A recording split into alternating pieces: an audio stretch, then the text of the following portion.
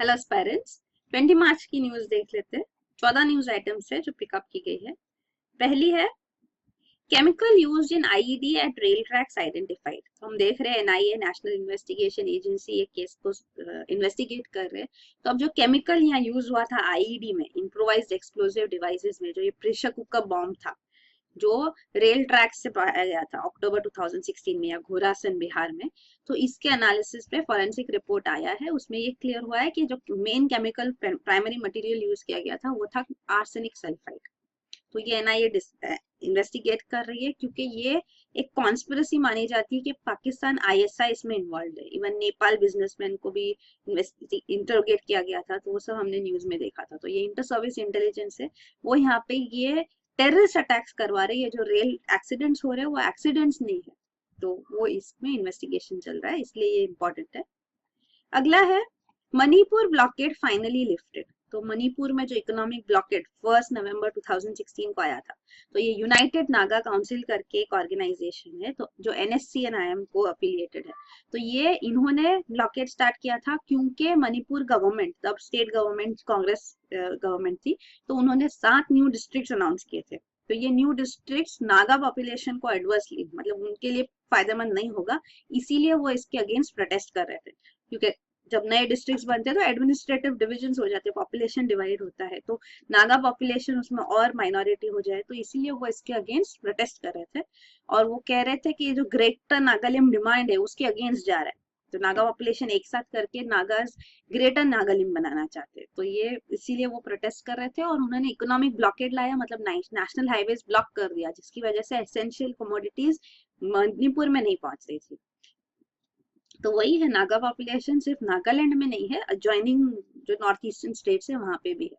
तो ये उस बारे में है। तो अब नई गवर्नमेंट बनी है, असेंबली इलेक्शंस हुए मणिपुर में, बीजेपी गवर्नमेंट अब स्वान इन हुई है। तो उन्होंने ट्राइपार्टाइट टॉक्स पहले किए थे, तब फेल हो गए। अब ट्राइपार्टाइट टॉक्स मतलब सेंट्रल गवर्नमेंट, स्टेट गवर्नमेंट, अभी बीजेपी गवर्नमेंट है वो भी, और यूएनसी यूनाइटेड नागा काउंसिल, जो ट्राइपार्टाइट टॉक्स थी, इसमें क्लियर हुआ कि अब वो इकोनॉमिक ब्लॉकेड हटा देंगे।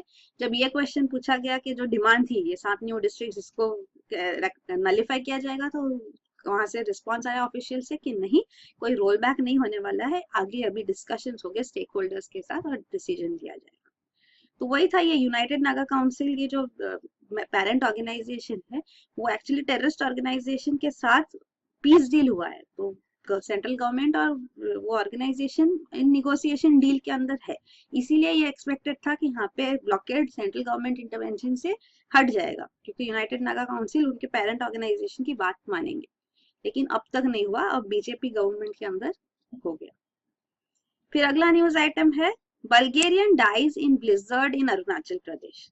तो ये अरुणाचल प्रदेश में ब्लिजर्ड का मासिव हुआ था। ये ब्लिजर्ड क्या होता है? Snow storm.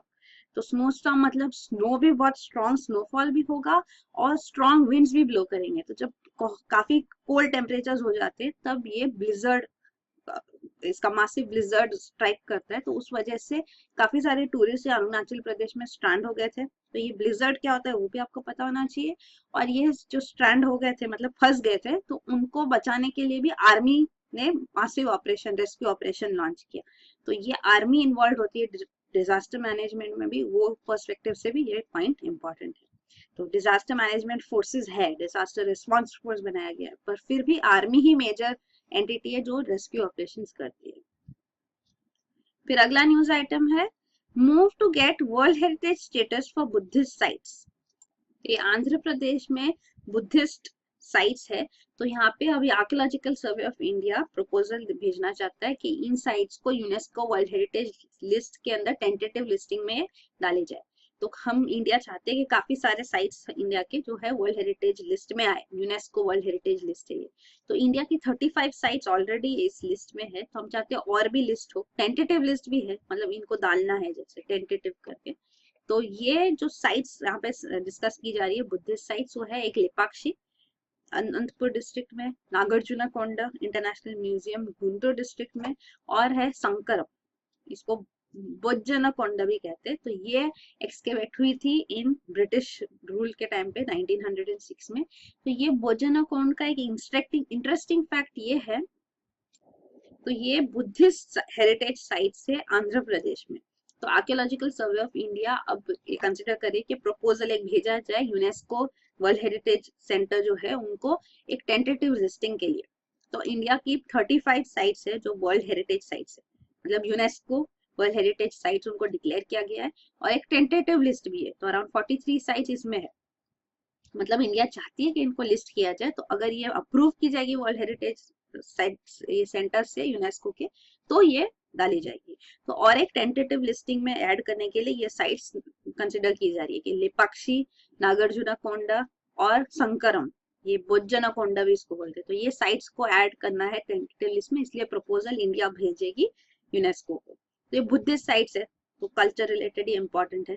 बोज्जनाकोंडा ये जो संकरम है ये एक्सकेवेट की गई थी 1906 में ब्रिटिश रूल के टाइम पे, और इसकी एक इंटरेस्टिंग चीज ये है कि यहाँ पे जो फाइंडिंग्स है उसमें ये क्लियरली पता चलता है कि जो बुद्धिज्म के 3 फेजेस थे, हिनयाना, महायाना और वज्रयाना, तो जो old form of Buddhism Theravada Buddhism उसको हिनयाना भी बोलते हैं, और महायाना जो है ग्रेटर व्हील जैसे उसका मतलब होता है, तो ये Buddhism, Vajrayana the Thunderbolt Buddhism, तो ये सारे बुद्धिज्म के फेजेस यहाँ पे पाए जाते हैं।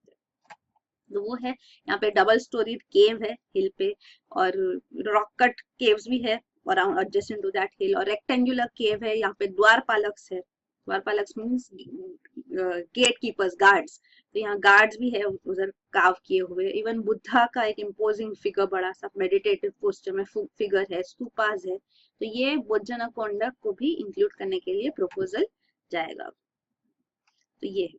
फिर इंडिया की वर्ल्ड हेरिटेज साइट्स जो है वो यहाँ पे मेंशन की गई है, ये 25 + 7 है 32। जो 3 लेटेस्ट ऐड की गई वो है नालंदा, ये बिहार में, कंचनजंगा नेशनल पार्क सिक्किम, और ये आर्किटेक्चरल वर्क ऑफ ली कॉर्ब्यूजियर चंडीगढ़, तो ये 2016 में 3 लेटेस्ट एडिशंस भी है। फिर टेंटेटिव लिस्ट भी है 46 की, तो अब और उसमें ये ऐड किए जाएंगे जो बुद्धिस्ट साइट्स है यहाँ पे आंध्र प्रदेश में। फिर अगला न्यूज आइटम है Buddhism relevant in today's era, तो ये इंटरनेशनल बुद्धिस्ट कॉन्क्लेव हुआ था नालंदा में, राजगीर में, यहाँ पे प्रेसिडेंट प्रणब मुखर्जी भी इन्होंने अटेंड किया था, और इन्होंने अपनी स्पीच में कहा कि जो बुद्धिज्म की फिलोसॉफी है वो आज भी रेलेवेंट है, आज रेलेवेंट स्पेशली है क्योंकि यहाँ पे आजकल के जमाने में जो वायलेंस इतना होता है उसका रिस्पॉन्स, उसका सोल्यूशन हमको बुद्धिज्म में मिल सकता है। और बुद्धिज्म में ये नालंदा जो जगह जहाँ पे था ये बुद्धिस्ट कॉन्क्लेव भी, तो नालंदा एजुकेशनल सिस्टम था, पूरा सेंटर था, तो ये उसको यहाँ पे काफी सारे लोग ऑल अक्रॉस द कॉन्टिनेंट यहाँ से सब आके यहाँ पे स्टडी करते थे। तो वही है, नालंदा को रिवाइव करने के लिए भी काफी इनिशिएटिव्स लिए गए, नई नालंदा यूनिवर्सिटी भी यहाँ पे स्टैब्लिश हो रही है। एक नव नालंदा महावीरा, ये ऑलरेडी एक इंस्टीट्यूशन यहाँ पे doctor Rajendra Prasad the first president of India उन्होंने नालंदा में बनाई थी, इसको डीम्ड यूनिवर्सिटी स्टेटस भी दिया गया है। तो ये यहाँ पे उन्होंने इस बारे में भी बात की कि ये नव नालंदा महावीरा ये डीम्ड यूनिवर्सिटी ने रिसेंटली पाली त्रिपिटकास जो है, त्रिपिटकास मतलब 3 बास्केट्स, तो यहाँ पे ये बुद्धिस्ट रिलीजियस टेक्स्ट है जो बुद्धिस्ट काउंसिल्स में फाइनलाइज हुए थे, तो ये पाली लैंग्वेज में है, तो इन सारी पाली त्रिपिटकास को उन्होंने पब्लिश किया है रिसेंटली इन देवनागरी स्क्रिप्ट, तो ये सिग्निफिकेंस है यहाँ पे। और नव नालंदा महावीरा अभी रिसेंटली दलाई लामा ने भी विजिट किया था 2017-18 को, तो यहाँ पे ये 60 साल बाद फिर से उन्होंने विजिट किया, और यहाँ पे उन्होंने बोधि ट्री का सैपलिंग भी प्लांट किया है। तो बोधि ट्री मतलब वो ट्री जो जिसके नीचे बैठ के गौतम बुद्ध को एनलाइटनमेंट मिला था, निर्वाण, तो ये उस बोधि ट्री का ही सैपलिंग है जो यहाँ पे अभी प्लांट किया गया। फिर अगला न्यूज आइटम है Dalits refuse to take part in Siddhi ritual, तो ये हरिहरापुर है, यहाँ हसन डिस्ट्रिक्ट में कर्नाटका में, यहाँ पे एक रिचुअल होता है सिद्धि, तो इसके अंदर दलित फैमिलीज पार्टिसिपेट करती है, और यहाँ पे दलित मेन जो है उनको एक वुडन खंबे से अटका दिया जाता है, तो वो हुक एक पार्ट उनका बॉडी में इंसर्ट किया जाता है और एक पोल में, और उनको यहाँ अटकाया जाता है, और वुमेन जो होती है वो उसके पोल के अराउंड औरतें घूमती है, उनके माउथ्स को आयरन हुक से लॉक किया जाता है। तो ये जो है ये इनह्यूमन प्रैक्टिस माना जा रहा है अब, और ये दलित खुद कह रहे हैं कि हम इसमें अब और पार्टिसिपेट नहीं करेंगे, तो वो यहाँ डिस्ट्रिक्ट एडमिनिस्ट्रेशन की मदद मांग रहे हैं कि ये इसको स्टॉप करने के लिए वो स्टेप्स ले। तो वो लोकलिटी को खुश करने के लिए करते हैं, और फिर वो विवादित मेन जो होते हैं जिसमें पार्टिसिपेट करते हैं उनको पहले 5 दिनों तक फास्टिंग करवाया जाता है। तो ये सब वो कह रहे हैं कि अब हम हमारे फ्यूचर जनरेशन को नहीं चाहते कि वो ऐसी प्रैक्टिसेस में पार्टिसिपेट करे, तो गवर्नमेंट से अपील है कि ये स्टॉप किया जाए, इनह्यूमन जो रिचुअल है ये। फिर अगला न्यूज आइटम है lack of emotional connect making sparrows extinct. तो जो हाउस स्पैरो है इसको स्टेट बर्ड ऑफ दिल्ली भी डिक्लेयर किया गया था इन 2012। तो अब ये एक्सटिंक्ट होने की तरफ जा रहे हैं, मतलब ये पॉपुलेशन काफी इसका कम हो रहा है। तो इसका रीजन क्या है, तो यहाँ पे कंजर्वेशनिस्ट कह रहे हैं कि इसका रीजन है माइंडलेस अर्बनाइजेशन और लैक ऑफ इमोशनल कनेक्ट।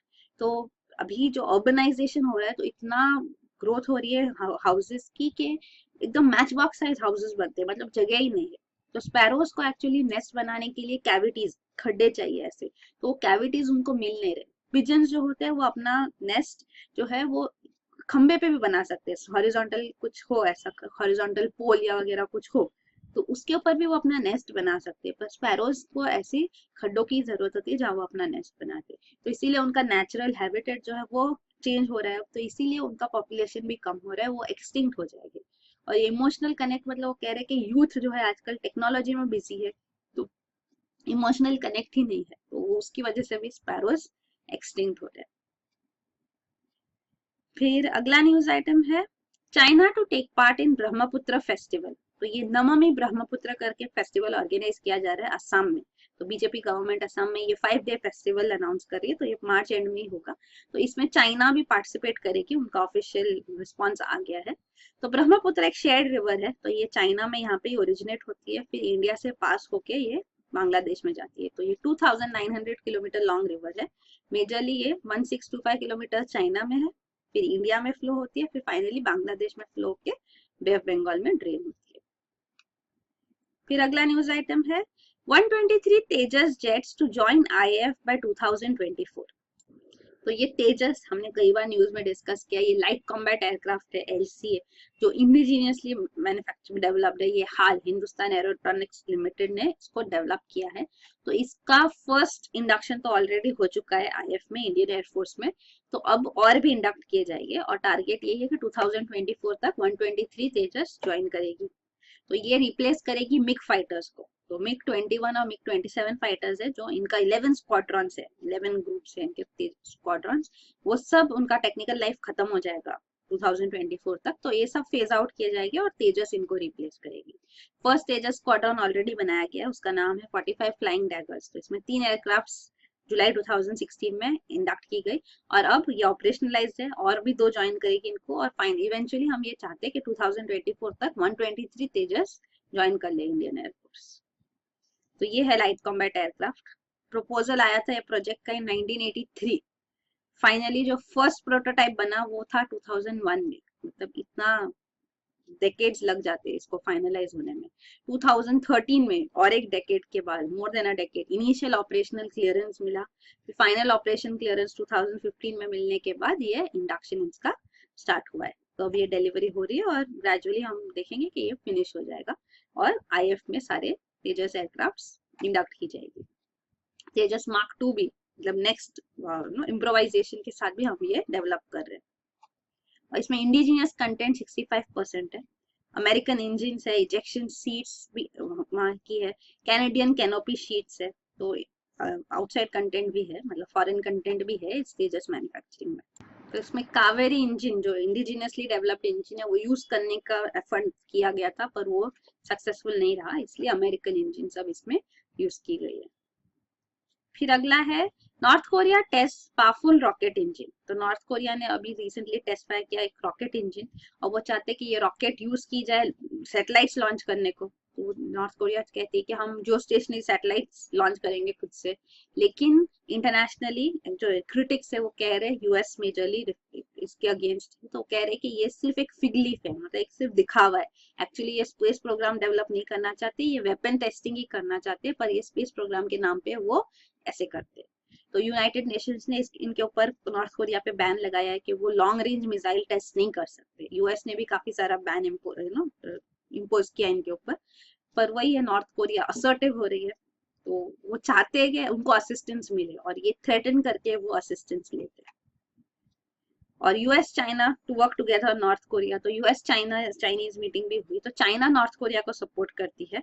और चाइनीज प्रेसिडेंट जी जिनपिंग के साथ US secretary of state Rex Tillerson की रिसेंटली मीटिंग हुई, तो उसमें उन्होंने अश्योर किया है कि दोनों कंट्रीज मिलकर नॉर्थ कोरिया इशू पे डिस्कस करेंगे और वर्क टुगेदर करेंगे, साथ में काम करेंगे ताकि सोल्यूशन आए कुछ। और भी जो यूएस और चाइना के बीच में जो प्रॉब्लम्स है, तो एक तो है regarding advance missile defence system जो यूएस अभी साउथ कोरिया में इंस्टॉल करना चाहती है, थार्ड। तो ये एक्चुअली चाइना समझती है कि उनके बैकयार्ड में ये आ रहा है, तो उनके अगेंस्ट भी यूज किया जा सकता है एंटी मिसाइल सिस्टम। तो वही है, वो एंटी मिसाइल डिफेंस सिस्टम यहाँ चाहती नहीं है। फिर इवन साउथ चाइना सी में भी जो चाइना क्लेम करती है इतना, तो वहां पे यूएस भी अपने एलिज को सपोर्ट करते हैं जो चाइना के अगेंस्ट है, जैसे वियतनाम वगैरह। तो वो भी एक इशू रेज होता है, उनके बीच में कॉन्फ्लिक्ट है। ताइवान के ऊपर कॉन्फ्लिक्ट है, तो ताइवान एक सेल्फ रूल्ड आइलैंड नेशन है यहाँ पे, पर चाइना उसको कम्प्लीटली अपना पार्ट समझती है, that is one China policy. तो ताइवान के साथ भी जो डायरेक्ट निगोसिएशंस होते हैं, यूएस के डिस्कशंस होते हैं, तो वो चाइना को पसंद नहीं। इवन अभी ऑफर किया जा रहा है, आर्म्स पैकेज ऑफर किया जा रहा है ताइवान को, यूएस प्रेसिडेंट डोनाल्ड ट्रम्प कर रहे हैं इसको फाइनलाइज। तो वही है, ये चाइना के अगेंस्ट ये स्टेप्स वो कंसिडर करते हैं। फिर अगला न्यूज आइटम है doubts raised over second IFSC's viability. तो आईएफएससी है इंटरनेशनल फाइनेंस सर्विसेज सेंटर, मतलब यहाँ फाइनेंशियल सर्विसेज प्रोवाइड की जाएगी।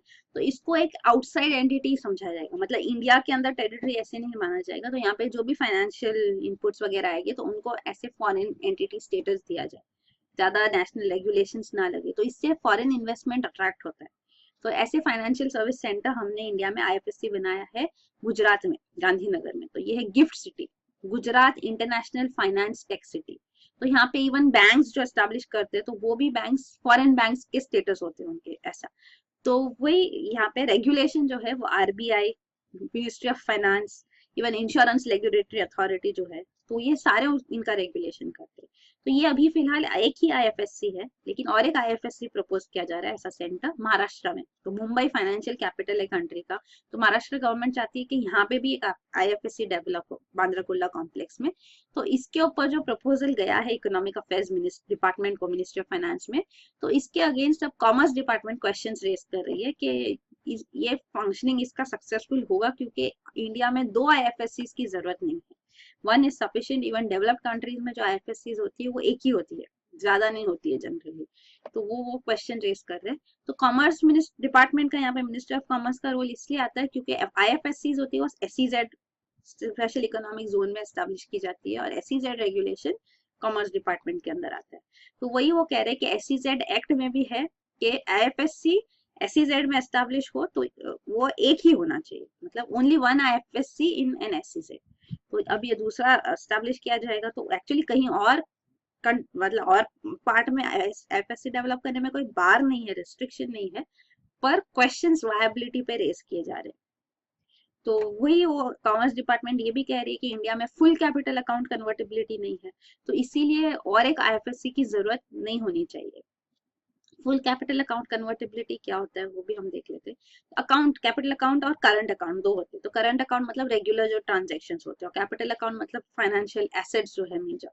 तो करंट अकाउंट कन्वर्टेबिलिटी तो है इंडिया में, कैपिटल अकाउंट कन्वर्टेबिलिटी नहीं है, तो फुल कन्वर्टेबिलिटी नहीं है हमारे पास। तो कन्वर्टेबिलिटी का क्या मतलब है, जैसे कैपिटल अकाउंट कन्वर्टेबिलिटी का मतलब जो फाइनेंशियल एसेट्स है, लोकल फाइनेंशियल एसेट्स है, तो उनको हम फॉरेन फाइनेंशियल एसेट्स में कन्वर्ट कर सकते हैं। मतलब कि एक्सचेंज रेट जो होता है, मॉनेटरी एक्सचेंज रेट जो, तो फॉरेन करेंसी में वो एक्सचेंज किया जा सकता है मार्केट डिटरमिन्ड एक्सचेंज रेट। तो कहीं कभी भी local financial asset foreign financial asset बन सकता है मार्केट डिटरमिन्ड एक्सचेंज रेट पे, तो फुल फ्रीडम होती है। तो ये जनरली कन्वर्टिबिलिटी फॉरेन कंट्रीज में, डेवलप्ड कंट्रीज में होती है। तो डेवलप्ड कंट्रीज में जिनको अपनी इकोनॉमी पे कॉन्फिडेंस है कि उनका इकोनॉमी स्ट्रांग है, तो जब ये स्टेप्स लिए जाते हैं, ये कन्वर्टिबिलिटी लाई जाती है, तो उससे फॉरेन इन्वेस्टर्स अट्रैक्ट होते हैं, फॉरेन इन्वेस्टमेंट, क्योंकि कभी भी आप इन्वेस्ट कर सकते हैं, कभी भी आप उसको फॉरेन कन्वर्टिबिलिटी कर सकते हैं। तो इसलिए इन्वेस्टमेंट्स को अट्रैक्ट करती है। तो मतलब अगर इन्वेस्टमेंट्स अट्रैक्ट होते हैं तो huge inflows of foreign capital आएगा, तो of course it is good. But अगर हाई रिस्क है, मतलब हाई रिस्क भी है और गेन भी हाई होगा, तो अगर बैड टाइम्स हो गए तो ये आउटफ्लो भी हो जाएगा पूरे कैपिटल का, तो इसीलिए यहाँ रिस्क भी काफी हाई है। तो इसीलिए यहाँ पे इंडिया ने अभी तक फुल कैपिटल अकाउंट कन्वर्टिबिलिटी नहीं किया है। फिर अगला न्यूज आइटम है new WiFi system to offer super fast connectivity. तो ये नीदरलैंड के साइंटिस्ट है जिन्होंने ये वाईफाई सिस्टम बनाया है, wireless internet based system using infrared rays. तो ये जो करंट वाईफाई सिस्टम है ये रेडियो वेव सिग्नल्स यूज करता है, तो रेडियो सिग्नल्स की फ्रीक्वेंसी 2.5 टू 5 गीगाहर्ट्ज के रेंज में ये यूज की जाती है। और ये जो नया वाईफाई सिस्टम बनाया है इन्होंने वो इंफ्रारेड लाइट यूज करते हैं। तो ये इंफ्रारेड लाइट से यहाँ पे स्पीड भी काफी हाई वो अचीव कर सकते हैं, तो 42.8 गीगाबिट्स पर सेकंड की स्पीड अचीव हो सकती है over a distance of 2.5 metres. और जो ये करंट वाईफाई है, करंट वाईफाई सिस्टम में maximum speed 300 megabits per second ही आ सकती है, इससे ज्यादा पॉसिबल नहीं होती है। तो वही है कि ये जो वाईफाई है वो काफी हाई स्पीड भी दे सकता है, प्लस इसमें शेयरिंग की भी जरूरत नहीं है क्योंकि ये लाइट यूज करते हैं। तो यहाँ पे एक्चुअली सीलिंग पे ये जो है इसको लाइट एंटेनास लगाने पड़ते हैं, ये माउंट करते हैं सीलिंग पे, और फिर यहाँ से जो रेज ऑफ लाइट होते हैं ये प्रिसाइसली डायरेक्ट करते हैं उनको। तो ऑप्टिकल फाइबर से जो भी सप्लाई किया जा रहा है तो उसको डायरेक्टली ये रेज ऑफ लाइट से ये डायरेक्ट किया जाता है। तो जो अलग अलग वाईफाई डिवाइसेस है, वाईफाई एनेबल्ड डिवाइसेस, तो वो अपना इंडिपेंडेंटली वाईफाई यूज कर सकती है, मतलब वाईफाई शेयरिंग की भी जरूरत नहीं है। तो वही कह रही है वो, every device gets its own ray of light. तो ये उसका बेनिफिट है। और ये इंफ्रारेड रेज है जो ये रेटिना को नहीं पहुंचते आए के, तो ये हार्मफुल भी नहीं है, सेफ है। तो वही यहाँ पे ये नया डेवलपमेंट हुआ है। फिर अगला न्यूज आइटम है the last one, scientist discover 5 new सब एटॉमिक पार्टिकल्स। तो ये लार्ज हेड्रॉन कोलाइडर जो है पार्टिकल एक्सेलरेटर सर्न में, तो यहाँ पे ये नए पार्टिकल सब एटॉमिक पार्टिकल्स अब डिस्कवर हुए। तो ये ओमेगा C0 एक बैरियन है। तो ये बैरियन क्या होता है, पार्टिकल विथ 3 क्वार्क्स। क्वार्क्स क्या होता है, containing 2 strange and 1 charm quark. तो ये सारा हमने डिस्कस किया है 18 जैन, उससे पहले भी हमने डिस्कस किया, लेकिन लास्ट 18 जैन को ये डिटेल में डिस्कस किया है। This is the standard model of particle physics. तो ये सारे पार्टिकल्स क्या होते हैं उनके सारे डिटेल्स हमने डिस्कस किए। तो ये स्टेटमेंट्स का ज्यादा सेंस बनेगा अगर आप वो वीडियो डिटेल में देखोगे। तो वो न्यूज थी 18 जैन को कि इंडिया ने एसोसिएट मेंबरशिप पाई है सर्न में, तो वो रिलेटेड ही हमने पूरा डिस्कस किया था। तो वही ये नए सब एटॉमिक पार्टिकल्स मिले हैं जो डीके होके फिर अलग फॉर्म्स बनते हैं, तो ये डिस्कवर हुए अभी। तो यही है न्यूज आइटम्स। Thank you.